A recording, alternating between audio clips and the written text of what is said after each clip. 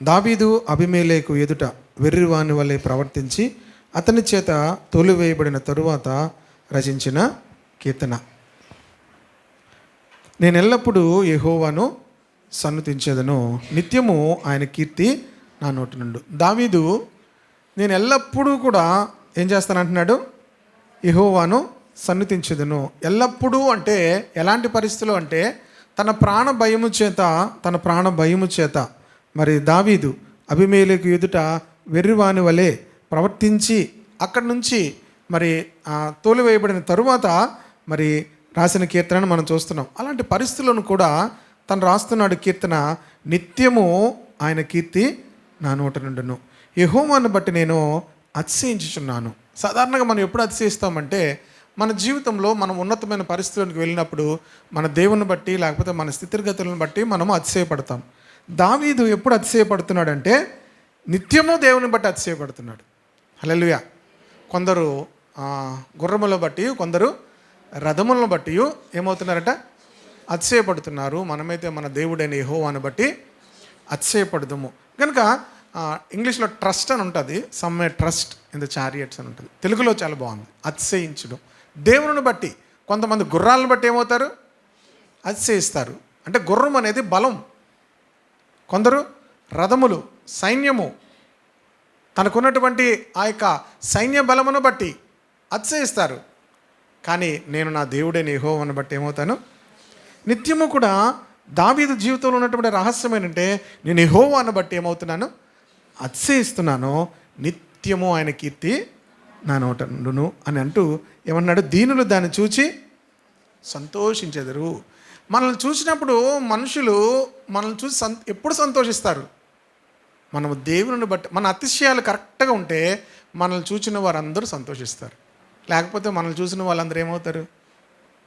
అసూయపడతారు, ఈర్ష్యపడతారు. దేవుని బట్టి సంతోషించే వారిని చూస్తే అందరికీ సంతోషం కలుగుతుంది. అర్థమవుతుంది కదా? దేవుని బట్టి సంతోషించే వారిని చూస్తే అందరికీ ఏం కలుగుతుంది? సంతోషం కలుగుతుంది. అలా కాకుండా మనకున్న వాటిని బట్టి మనం సంతోషిస్తే, అతిశయిస్తే మన మీద ఏమవుతారు? అందరూ కూడా. అందుకే చాలామంది ఏం చేస్తారు? నల్ల చొక్కోటు పెట్టుకుంటారు. ఎక్కడ? బొగ్గల మీదో, ముక్కు మీదో, లేకపోతే నెత్తి మీదో ఎక్కడో పెడతారు చిన్నపిల్లలకి. వాళ్ళని చూసి ఏమవుతారని, వాళ్ళకి ఏం కలిగేస్తుందని? దిష్టి కలిగి. దేవుని బట్టి అతిశయిస్తే ఏ దిష్టి కలగదు. హల్లెలూయా. ఏ దుష్ట చూపులు కూడా మన మీదకి రావు. మనల్ని చూసిన వాళ్ళు కూడా సంతోషం కలుగుతుంది. హల్లెలూయా. మనల్ని చూసిన వాళ్ళకి కూడా ఏం కలుగుతుంది? సంతోషం కలుగుతుంది. కనుక దావీదుని బట్టి దేవుడు సంతోషించాడు, మనుషులందరూ సంతోషించారు. నాతో కూడి యెహోవాను ఘనపరచుడి, మనం ఏకముగా కూడి ఆయన నామమును గొప్ప చేయదు. ఎప్పుడు రాశాడు ఈ కీర్తన? అరణ్యంలో ఉండి పారిపోతున్నప్పుడు వెర్రివాని వలె అయిపోయాడట, వెర్రివానిలా ప్రవర్తించాడట. చూడండి, మొదటి సమయాల గ్రంథము 21వ అధ్యాయము 12వ వచనంలో ఉంటుంది. స్పీడ్గా తీసి సమయం చాలదు. మొదటి సమయాల గ్రంథము 21:12. దావీదు ఈ మాటలు గాతు రాజైన ఆకీషునకు బహు భయపడెను. కాబట్టి దావీదు వారి ఎదుట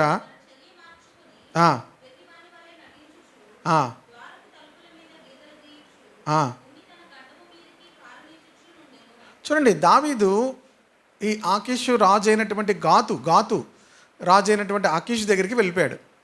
గాతు వాడైనటువంటి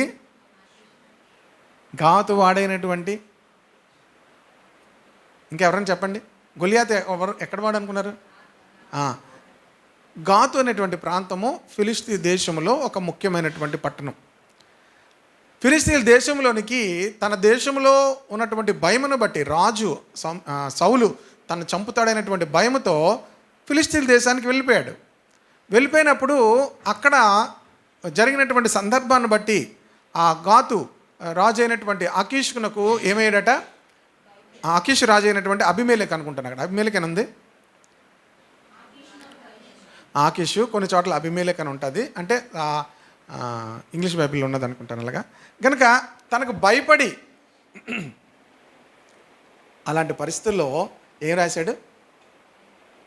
మంచి కీర్తన రాశాడు. నాతో కూడి యెహోవాను ఘనపరచడి, మనము ఏకముగా కూడి ఆయన నామం. మనము కృంగిపోవడమే కాదు, మనం చాలామందిని కృంగదీసేస్తాం. కొంతమంది వాళ్ళు మునిగిపోవడమే కాదు, మిగతాలను కూడా ముంచేస్తారు నదిలో.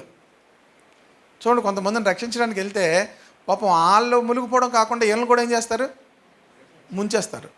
చాలామంది అలాంటి కేసులు ఉంటారు. ఇక్కడ దావీదు తను తేలడమే కాదు, మిగతా వాళ్ళని కూడా బయటికి లాగుతున్నాడు. నాతో కూడా ఏం చేయమంటున్నాడు, యెహోవాను ఘనపరచుడి. మనము దేవునిలో ఆనందించడం, దేవునిలో అతిశయించడం నేర్చుకుంటే మనం ఇతరులను కూడా పైకి లేపగలుగుతాం. ఇతరులను కూడా ఏం చేయగలుగుతాం, లేపగలుగుతాం. అలా కాకుండా మనమే కృంగిపోతున్నాం అనుకోండి, మనతో పాటు కొంతమందిని ఏం చేస్తారు, వీళ్ళు ఒక రకం ఉంటారు, వాళ్ళు ఒక రకం. కనుక దావీదు ఏ రకం అంటే తను కృంగిపోయిన వారిని పైకి లేపుతాడు. హల్లెలూయా. చూడండి, నేను యెహోవా యొద్ద విచారణ చేయగా ఆయన నాకు ఉత్తరం ఇచ్చెను, నాకు కలిగిన భయములన్నిటిలో నుండి నన్ను తప్పించును. దావీదు ధైర్యం ఏంటంటే, నేను దేవుని యొద్ద విచారణ చేసే వ్యక్తిని, మనుషుల దగ్గర విచారణ చేసే వ్యక్తిని కాను. దేవుని దగ్గర విచారణ చేసే వ్యక్తులు ఎల్లప్పుడూ కూడా ధైర్యంగా ఉంటారు. మనుషుల దగ్గర విచారణ చేసే వాళ్ళు, మనుషుల మీద ఆధారపడే వాళ్ళు ఎప్పుడూ భయంగానే ఉంటారు. ఎందుకంటే ఏ మనుషుడు కూడా మనల్ని సంపూర్ణంగా రక్షించలేడు, విడిపించలేడు. మనుషుల మీద ఆధారపడే వాళ్ళు ఎప్పుడూ కూడా భయంతోనే ఉంటారు. దావీదు అంటున్నాడు, నేను యెహోవా యొద్ద విచారణ చేయగా ఆయన నాకేం చేశాడు, ఉత్తరం ఇచ్చాడు, నాకు కలిగిన భయములన్నిటిలో నుండి ఆయనను తప్పి. మనందరికీ భయాలు కలుగుతాయి. ఎందుకు కలుగుతాయంటే సాతాను దగ్గర ఉన్నటువంటి ఆయుధం ఏంటంటే భయము. సాతాను దగ్గర ఉన్న ఆయుధం ఏంటి, భయము. భయపించడమే సాతాను దగ్గర ఉన్నటువంటి ఆయుధం. కనుక ఇంకొంతమంది మనుషులు కూడా ఉంటారు, అందరినీ భయపిస్తారు. అందరిని ఏం చేస్తారు, భయపిస్తారు. కనుక భయం అనేది సాతాను యొక్క ఆయుధం. భయం అనేది ఏంటి, సాతాను యొక్క ఆయుధం. కనుక దేవుని యొద్ద మనం విచారణ చేస్తే దేవుడు మనకు ఉత్తరం ఇవ్వడమే కాదు, మనకు కలిగిన భయములన్నిటిలో నుంచి కూడా ఆయన మనల్ని తప్పిస్తాడు. హల్లెలూయా. కనుక దేవుని యొద్ద విచారణ చేయడం నేర్చుకోవాలి. మనుషులకు దేవుని యొద్ద విచారణ చేయడం రాదు కనుక అన్నిటికీ భయపడతారు. వారితో పాటు అందరినీ ఏం చేస్తారు, భయపిస్తారు. అన్నిటికీ భయపడతారు, మిగతా వాళ్ళని కూడా ఏం చేస్తారు, భయపిస్తారు. దేవుని యొద్ద విచారణ చేసేవాళ్ళు వాళ్ళు భయపడరు, భయపడే వాళ్ళని కూడా ధైర్యపరుస్తారు. హల్లెలూయా. 6వ వచనం, ఈ దీనుడు మొరపెట్టగా యెహోవా ఆలకించెను, అతని శ్రమలన్నిటిలో నుండి అతన్ని రక్షించును. ఇందాకన్నాడు ఆయన నన్ను తప్పించాడు అన్నాడు, ఇక్కడ ఆయన శ్రమలన్నిటిలోంచి కూడా నన్ను రక్షించును. కనుక మొర్ర పెట్టడం అనేది. తర్వాత చూడండి 34వ అధ్యాయం 19వ వచనం, నీతిమంతునికి కలుగు ఆపదలు అనేకములు, వాటన్నిటిలో నుంచి యెహోవా వారిని విడిపించును. కనుక ఒకటి తప్పించును, ఒకటి రక్షించును, మూడోది విడిపించును. దేవుని బిడలను దేవుడు తప్పిస్తాడు, దేవుడు రక్షిస్తాడు, దేవుడు విడిపిస్తాడు. దేవుని యందు అతిశయపడాలి, దేవుని బట్టి అతిశయపడాలి. దేవుని బట్టి ఏమవ్వాలి, అతిశయపడాలి. ఎన్నో విషయాల గురించి మనం అతిశయపడతాం, దేవుని బట్టి అతిశయపడాలి. దేవుని కలిగి ఉన్నందుకు అతిశయపడాలి, దేవుని ఎరిగినందుకు అతిశయపడాలి, దేవుడు మనల్ని రక్షించినందుకు అతిశయపడాలి, దేవునిలో మనం కొనసాగుతున్నందుకు అతిశయపడాలి. కనుక ప్రియ దేవుని బిడ్డలారా, ఇలాంటి అతిశయం మనలో ఉంటే నిన్ను దేవుడు తప్పిస్తాడు, దేవుడు నిన్ను రక్షిస్తాడు. నీకు ఎన్ని ఆపదలు వచ్చినా కూడా ఆయన నిన్ను విడిపిస్తాడు. హల్లెలూయా. కనుక ఆ ధైర్యముతోనే మనము దేవుని ఏం చేయాలి, నిత్యము నీ కీర్తి నా నోట ఉండును. ఏముండాలి మన నోట, నిత్యము ఆయన కీర్తి మన నోట ఉండాలి. హల్లెలూయా. నోటి నిండా దేవుని కీర్తి ఉండాలి. ఎవరి నోట్లో అయితే దేవుని కీర్తి ఉంటుందో, ఎవరైతే దేవుని బట్టి అతిశయపడతారో, ఈ కీర్తనలో ఉన్న ప్రతి మాట కూడా దేవుడు వారి జీవితం నెరవేరుస్తాడు. ఆమె నాకు బాగా ఇష్టమైన కీర్తన ఈ కీర్తన 34వ కీర్తన. ఎన్నోసార్లు మరి కీర్తన నేను చదువుతుంటాను, ఎన్నోసార్లు ఈ కీర్తన చదువుతూ ఆనందిస్తూ ఉంటాను. కనుక ప్రియ దేవుని బిడ్డలారా, మన అందరి జీవితాల్లోనూ కూడా దేవుడు ఇలాంటి గొప్ప కృప అనుగ్రహించును గాక. లాస్ట్ మాట 22వ వచనం, యెహోవా తన సేవకుల ప్రాణమును విమోచించును. దేవుడు తన యొక్క సేవకుల ప్రాణం. సేవకులు అంటే మనలో అందరం కూడా మీరు ఎవరు అనుకుంటారంటే పాస్కర్లు అనుకుంటారు. హన్నా అన్నది నీ సేవకురాలు అన్నది. ఎవరైతే దేవునికి సమర్పించుకుంటారో వారు దేవుని సేవకులు.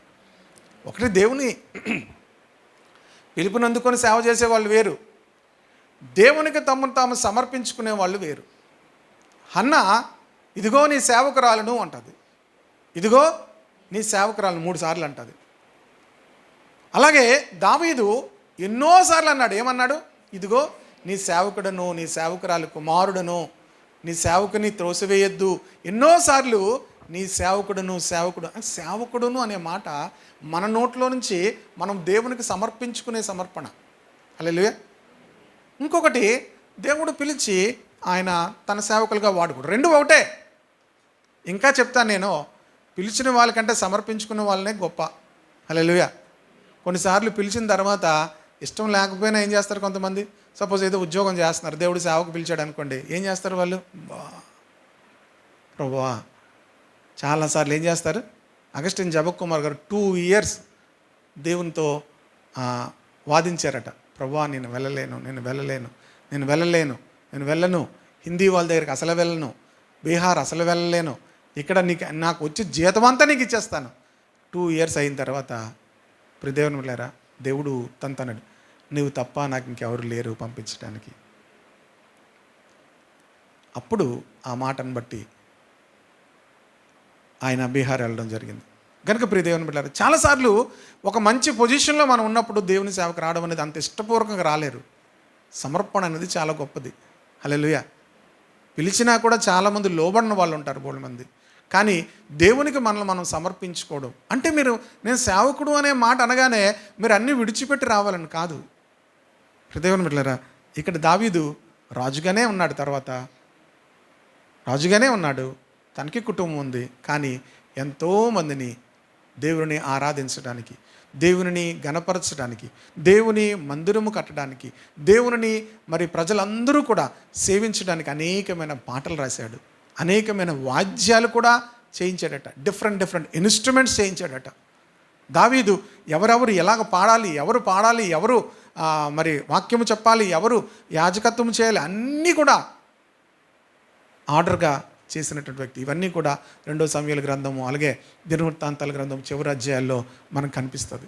కనుక దేవుని ఆ రీతిగా తన తరములో దేవుని సేవించాడని ఉంటుంది దావీదు గురించి. హల్లెలూయా. యాక్ట్స్ 13:36 ఉంటుంది, దావీదు తన తరము వారికి సేవ చేశాను. యాక్ట్స్ 13:36 పెట్టాను.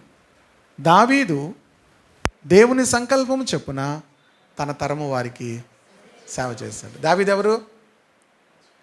రాజు, అద్భుతమైన రాజు. కానీ తన తరము వారికి, తన జనరేషన్లో తన తరము వారికి ఏం చేశాడట? సేవ చేశాడట. కనుక కీర్తన, దేవుడు తన సేవకుల ప్రాణమును విమోచించును. కనుక మనం ప్రార్థిస్తున్నప్పుడు ఇలాగా దేవునికి మనం సమర్పించుకోగలిగితే దేవుడు సులువుగా వాడుకోగలుగుతాడు. పిలిచిన వారికంటే సమర్పించుకునే వాళ్ళని దేవుడు అద్భుతంగా వాడుకోగలడు. హల్లెలూయా. ఎందుకంటే పిలువబడినప్పుడు కూడా వాళ్ళ తర్వాత మోషేని దేవుడు పిలిచాడు. ఎంత శ్రమ అయింది తెలుసా? దేవునికి శ్రమను వాడకూడదు, కానీ దేవునికి ఎంత కష్టమైంది తెలుసా? చాలా సాకులు చెప్పాడు. నేను వెళ్ళను, నేను రాను, నాకు రాదు, నాకు నోరు మాట్లేదు, నాకేం లేదు, నాకేమీ రాదు, నేను అన్నీ మర్చిపోయాను. దేవుడి తర్వాత కోప్పడిన తర్వాత మోషే వెళ్ళాడు. పిలిచిన తర్వాత కూడా చాలామంది, కానీ సమర్పణ అనేది స్వతహాగా చేసుకునేది. కనుక దావీదు తన జీవితంలో తను సేవకునిగా దేవునికి సమర్పించుకున్నాడు. హల్లెలూయా. కనుక ఈరోజు మనము కూడా, ప్రభువా, నేను నీ సేవకుడను, నిన్ను సేవించుటకు, నిన్ను ఆరాధించుటకు, నిన్ను గణపరచుటకు, నిన్ను ప్రకటించుటకు, నీ సాక్షిగా ఉండుటకు నేను నీ సేవకుడను ప్రభువా అని మనం కూడా సమర్పించుకోవచ్చు. లేచి నిలబడదాం అందరం కలిసి. మన నోటి నిండా ఆయన గురించిన కీర్తితో మనం నింపబడాలి. ఆయన కీర్తి మన నోట నుండాలి.